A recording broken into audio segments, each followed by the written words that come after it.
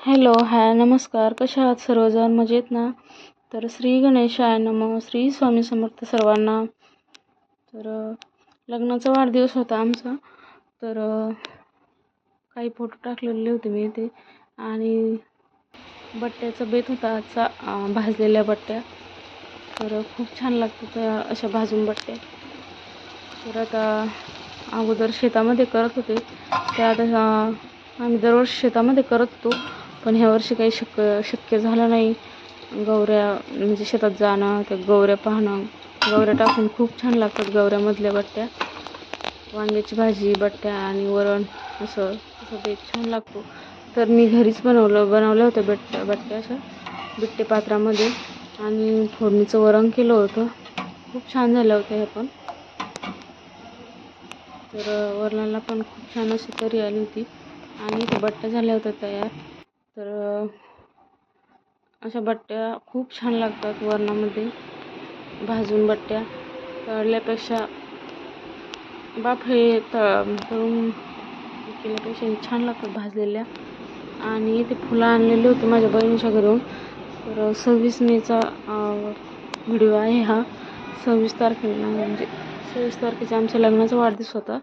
तर त्या दिवशीचा व्हिडिओ काढलेला होता. तर म्हटलं आता चला टाकून देऊया. तर फुलं आणलेली होते बहिणीच्या घरून, तर त्याचा गजरा केला. तर जोडवे आणलेले होते. अहोंनी मला गिफ्ट दिले होते लग्नाच्या वाढदिवसानिमित्त. तर ते जोडवे होते.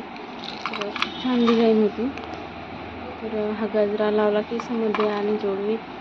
तर खूप छान.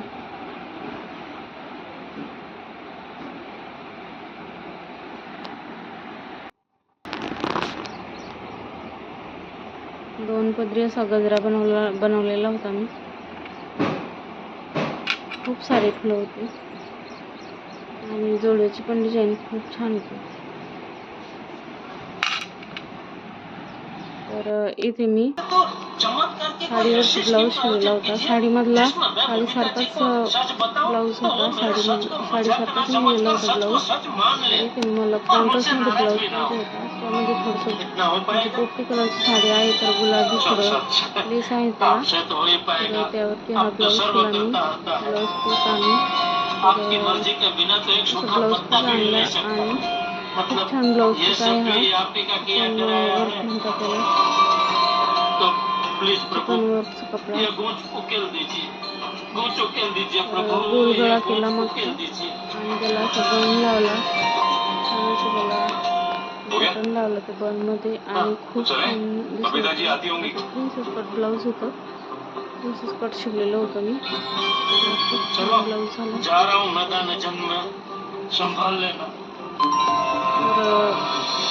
हा तर छोटा होत होता व्हिडिओ आमच्या लग्नाचा वाढदिवसाचा आणि ब्लाऊजचा. तर मग मी आणखी यामध्ये ॲड केलं. तर इथे उन्हाळ्यामधली जी रेसिपी आहे, उन्हाळी वाळवण. तर वडा कोरडा आहे, तर उडदाचा कोरडा. तर म्हटलं चला ती पण क्लिप यामध्ये ॲड करूया. तर उडदाचा वडा आहे. तर डाळ भिजत घातली होती मी सकाळी 5 वाजता आणि ती काढून घेतली. उठल्यानंतर 6-7ला काढून घेतली. आणि नंतर मग 8-8:30ला मी इथे वरती गच्चीवर वडा घालायला गेले होते. तर त्यामध्ये जिरं आणि सुंठ, थोडी बडीशोप, थोडं मीठ असं टाकलं होतं सगळं साहित्य त्या डाळीमध्ये. थोडं मिक्सरमधून काढून घेतली. जशी जाडी भरडी, जास्त बारीक पण नाही काढली. आणि त्यामध्ये सर्व ते साहित्य मिक्स केलं.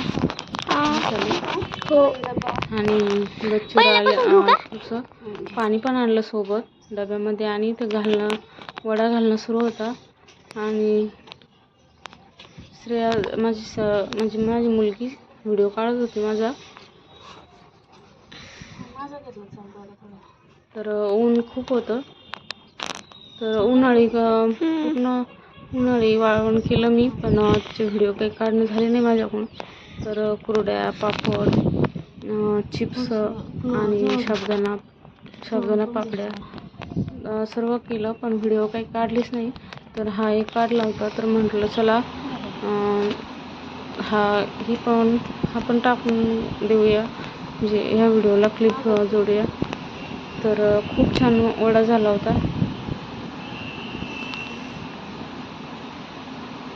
तर एकटीनंच टाकला होता मी, तर खूप वेळ लागला. 1 किलो डाळ होती उडदाची,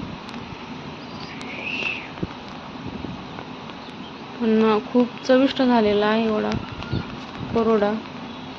तर 3-4 ऊन द्यावं लागतं त्याला, छान असं वाळू द्यावं लागतं, तेव्हा मग तो खराब होत नाही, नंतर 12 महिने टिकतो.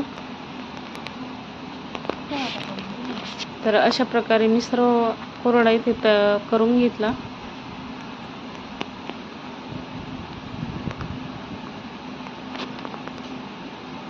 तर थोडं पाण्याचा हात देऊन अशा प्रकारे वडा तयार केला, वडा करून घेतला कोरडा. तर इथे झाला आहे पूर्ण वडा करून.